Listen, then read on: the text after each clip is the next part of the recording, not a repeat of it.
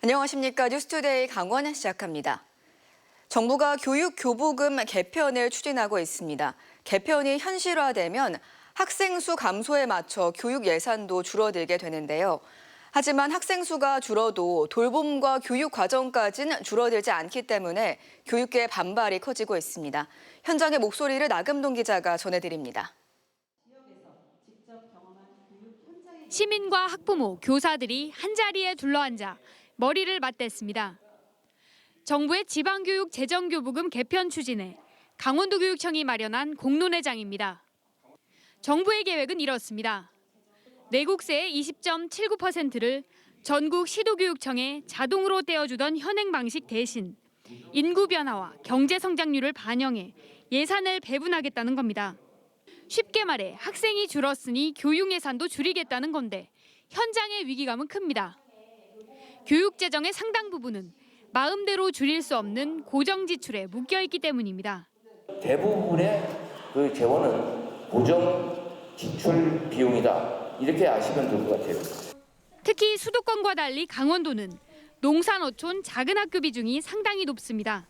학생이 한두 명으로 줄더라도 통학버스는 달려야 하고 학교 건물과 급식소는 유지해야 해 꼭 필요한 비용은 줄지 않습니다. 학생 수만을 가지고 돈을 나눈다면 강원은 해야 할 일은 그대로인데 재원만 깎이는 이중의 불이익을 당하는 구도가 됩니다. 특히 강원도 농산어촌 지역에서는 공교육이 사실상 유일한 교육 기반입니다. 단순한 비용 문제로 접근해 예산을 깎아선 안 되는 이유입니다. 강원도의 80%가 넘는 이런 농산어촌 지역의 아이들에게는 사실 사교육 인프라가 거의 없기 때문에 공교육이 유일한 교육의 기회라는 점을 갈수록 수요가 늘고 세심한 인력 지원이 필요한 특수교육 역시 안정적인 예산 없이는 한계에 부딪힐 수밖에 없습니다. 특수교육을 받아야 되는 도움받은 친구들이 있는데 그 친구들한테 그냥 자원봉사자가 붙어서 케어를 해준다는 것들이 아이들의 미래를 경제성 논리로 재단할 수 없다는 현장의 목소리. 참석자들은 교육은 지출이 아닌 투자인 만큼 현장 여건을 반영한 예산 정책을 촉구했습니다. MBC 뉴스 나금동입니다. 민선 9기 김정중 양양군수의 취임 이후 1호 지시였던 생활민원 TF가 이달부터 본격 업무에 들어갑니다. 취임 한 달을 맞은 김정중 양양군수는 적극 행정, 일하는 공직사회를 강조하며 민생 행보를 더욱 강화하겠다고 밝혔습니다.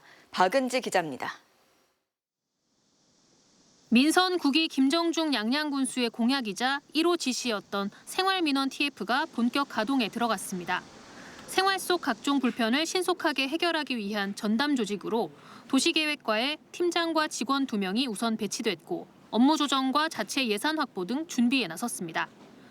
도로교통이나 배수, 침수, 하천, 환경 등 다양한 생활 속 불편을 군청 민원실이나 읍면으로 신고하면 되고 예산이 많이 들거나 복잡한 민원은 전담팀이 직접 나서 민원 처리 만족도를 높일 계획입니다.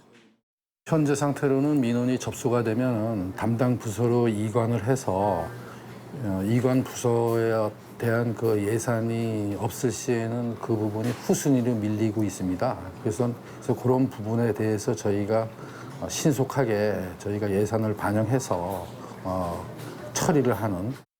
취임 한 달을 맞은 김정중 양양군수는 군정 공백이 길었던 만큼 군민이 체감하는 적극 행정이 필요하다며 그 첫걸음으로 생활민원 TF가 출범했다고 설명했습니다.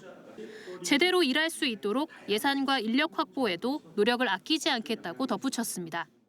민생이라는 측면에서 군정은 다가갈 필요성이 있다 하는데 착안해서 생활민원 TF팀을 이제 8월 1일 날서부터 가동에 들어가고요.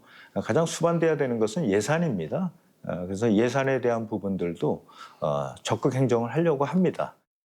생활 불편 뒤에는 어려운 민생 안정과 지역 경제 활성화에 박차를 가할 예정입니다. 다만 열악한 재정 여건 속에 무한정 예산 지원을 늘릴 수 없는 만큼 불필요한 사업을 과감하게 조정해 필요한 곳에 예산을 마련하는 방안을 찾고 있다고 설명했습니다.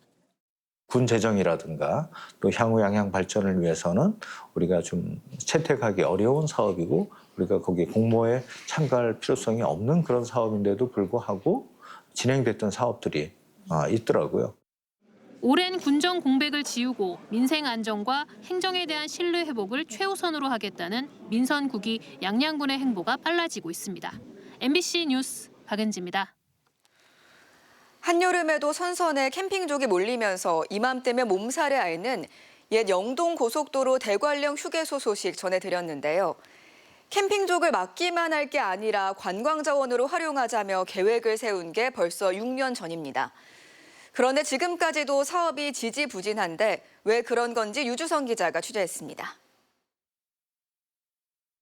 캠핑장 없는 캠핑 명소인 해발 800m의 옛 영동고속도로 대관령 휴게소. 한여름에도 선선에 캠핑족이 몰리는데 문체부는 지난 2020년 이 일대를 올림픽 특구로 지정했습니다.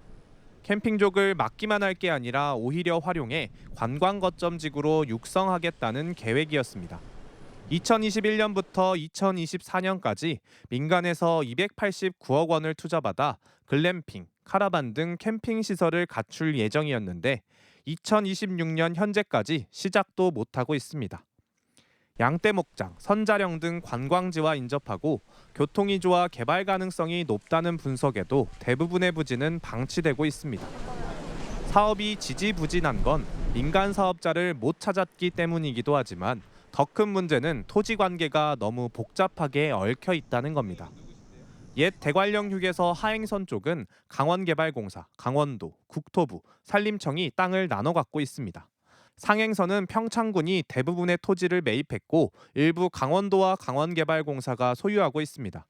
소유 관계가 복잡하더라도 처음에 계획을 세울 때 각 기관들과 사전에 협의를 했더라면 문제가 없었을 텐데 이마저도 이뤄지지 않았습니다. 각 기관들은 올림픽 특구 개발 계획과 무관하게 중구난방으로 부지를 사용하고 있습니다. 강원개발공사는 있던 신재생에너지 체험장도 문을 닫고 현재는 사무실로 사용 중이며 강원도는 일부 부지에 대해 수소산업 테스트베드로 활용할 가능성이 있다며 평창군의 부지 매입 의사도 거절했습니다.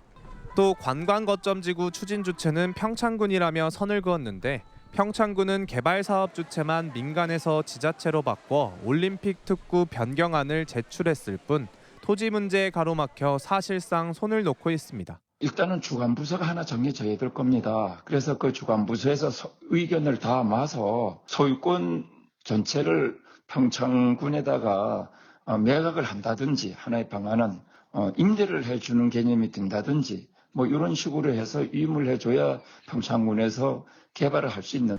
결국 사전 협의 없이 시작돼 개발 계획만 남은 옛 대관령 휴게소는 몰려드는 캠핑족의 몸살을 앓으면서도 이러지도 저러지도 못하고 있습니다. MBC 뉴스 유주성입니다. 원주시가 주요 현안 사업의 원활한 추진과 정부 예산 확보를 위해 국회 현장 지원 담당제를 전격 도입해 운영합니다. 원주시는 이달부터 예산과 국도 비전략 팀장을 전담자로 지정해 매주 화요일과 목요일 국회와 서울 거점 사무소에서 상주 근무하도록 할 예정입니다. 전담자는 주요 현안 사업과 국비 확보를 위한 현장 대응과 전담 소통 창구 역할은 물론 국회 방문 지원 등도 맡게 됩니다. 춘천시가 신속한 민원 처리를 위해 복합 민원 원스톱 서비스를 기존 29종에서 37종으로 확대 운영합니다. 복합 민원 원스톱 서비스란 민원 처리에 여러 부서의 협의나 확인이 필요한 경우에도 단일 창구에서 접수하는 제도입니다. 이번 개편으로 공장 설립 승인과 봉안시설 설치 신고, 가족묘지 설치 허가 등 8개 민원 유형이 원스톱 서비스 대상에 추가됐습니다. 천연 석회 동굴과 옛 금광 갱도가 이어진 국내에서 보기 드문 복합 동굴인 정선 화암 동굴이 천연 피서지로 인기를 끌고 있습니다. 관람객들은 1,800m 탐방로를 따라 1시간 반가량 걸으며 종유석과 석순, 금광 갱도를 둘러보고 미디어 아트 공간에서 영상도 감상할 수 있습니다. 지난 2019년 천연기념물로 지정된 화암 동굴에는 최근 3년 동안 37만여 명이 다녀가는 등 해마다 10만 명 넘는 관광객이 찾고 있습니다.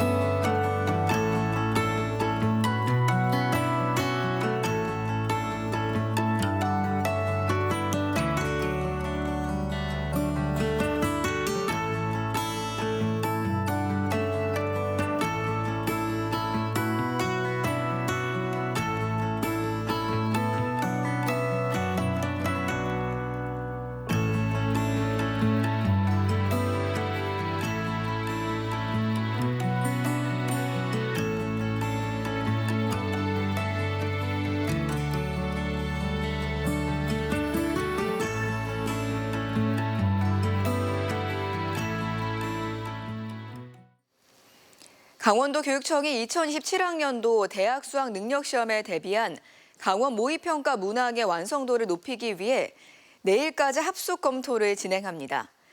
특히 전국 연합 학력평가와 대학 수학 능력 시험 출제 경험이 있는 외부 전문가도 참여해 수능 연계성과 문항의 난이도 등을 집중 점검합니다. 최종 선정된 문항은 수능과 같은 형태의 모의평가 문제지로 제작돼 오는 10월 신청한 도내 고등학교 90곳에 보급됩니다. 평균 해발 700m로 비교적 시원한 평창에서 국내는 물론 국제 스포츠 유망주들의 전지 훈련이 펼쳐집니다. 평창군과 2018 평창기념재단은 올해 동계 스포츠 국제 교류 사업으로 오는 23일까지 네덜란드와 몽골, 콜롬비아, 케냐 등 4개 나라 28명의 선수단을 초청해 슬라이딩과 대관령 트레이닝 센터 등에서 훈련을 하게 된다고 밝혔습니다. 월정사와 올림픽 기념관 탐방 등 지역 문화 교류 행사도 있어 향후 동계 스포츠 선수들의 훈련 거점으로 거듭난다는 포부입니다. 양양군 농업기술센터가 예비 농업인을 대상으로 딸기 스마트팜 기초 과정을 운영합니다. 교육은 오는 7일부터 12월 18일까지 모두 11차례 44시간 동안 진행되며 딸기 재배 이론과 실습을 비롯해 온습도 관리와 양액 조성 등 스마트팜 운용 기술을 가르칩니다. 올해로 4회째를 맞는 이 과정은 지금까지 32명이 수료했고 이 가운데 11개 농가가 딸기 스마트팜 창업에 성공했습니다. 강원 뉴스 마칩니다. 고맙습니다.